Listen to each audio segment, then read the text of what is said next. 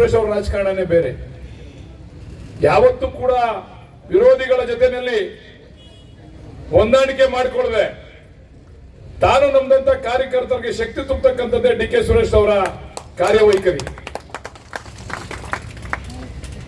ಒಂದು ಉದಾಹರಣೆ ಹೇಳ್ತೀನಿ. ನನ್ನ ಕ್ಷೇತ್ರದಲ್ಲಿ ಒಬ್ಬ ಮುಖಂಡ ನನ್ನ ಎಲೆಕ್ಷನ್ ಅಲ್ಲಿ ಮಾಡಲಿಲ್ಲ. ಅವ್ರಿಗೆ ಬಹಳ ಆತ್ಮೀಯ, ಬಹಳ ದಿವಸಗಳಿಂದ ನಾವು ವಿರೋಧವಾಗಿದ್ದಾಗಲೂ ಕೂಡ ಅವ್ರ ಜೊತೆ ಬೆಳೆದು ಬಂದಂತವ್ರು. ಒಬ್ಬೊಬ್ಬ ಏನೋ ಕೆಲ್ಸಕ್ಕೆ ಹೋಗೋನೆ ಈ ಚುನಾವಣೆ MLA ಚುನಾವಣೆ ಆದ್ಮೇಲೆ ಅವನ್ ಕೇಳವ್ರೆ MP ಅವರು, ಏನಪ್ಪ ಯಾರಿಗ್ ಮಾಡಿದೆ ಈ ಚುನಾವಣೆನ ಅಂತ. ಇಲ್ಲ ಅಣ್ಣ ನಾನು ಯಾರಿಗೂ ಮಾಡಿಲ್ಲ.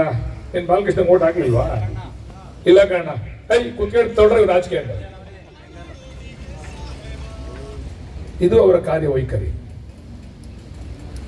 ಪಕ್ಷದ ಕಾರ್ಯಕರ್ತ ಅದು 10 ಓಟ್ ಬರಲಿ 20 ಓಟ್ ಬರಲಿ, ಜನಗಳ ನಿಂತು ಕಾರ್ಯಕರ್ತರ ನಿಂತ್ಕೊಂಡು ಪಕ್ಷವನ್ನ ಕಟ್ತಾನಲ್ಲ, ಅವ್ರಿಗೆ ಬೆಂದಿರ್ತಕ್ಕಂಥ ಕೆಲಸನೇ ಮಾಡಿರ್ತಕ್ಕಂಥದ್ದು ಡಿ ಕೆ ಸುರೇಶ್ ಅವರು ಅಂತಕ್ಕಂಥದ್ದನ್ನ ನಾವೆಲ್ಲರೂ ಕೂಡ ಮೆಚ್ಕೋಬೇಕಾಗ್ತದೆ.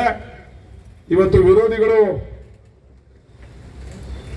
ನಿದ್ದೆ ಮಾಡ್ತಾ ಇಲ್ಲ. ನಮ್ಮ ಸ್ನೇಹಿತರು ಧರ್ಮಪತ್ನಿ ಒಂದು ಮಾತನ್ನ ಹೇಳಿದ್ರು, ನಾವು ಚರ್ಚೆ ಮಾಡ್ತಾ ಇದ್ದೋ ಏನ್ ಹಿಂಗ ಆಗ್ಬಿಡ್ತಲ್ಲ ಅಂತ ಹೇಳಿ. ಅವ್ರು ಹೇಳಿದ್ರು, ಒಂದು ಕೆಟ್ಟದಾಯ್ತದೆ ಅಂತಂದ್ರೆ ಮುಂದೆ ಏನೋ ಒಂದು ಒಳ್ಳೇದು ಕಾದಿದೆ ಅಂತಕ್ಕಂಥದ್ದನ್ನ ನಾವೆಲ್ಲ ಕೂಡ ಅರ್ಥ ಮಾಡ್ಕೋಬೇಕು ಅಂತೇಳಿ.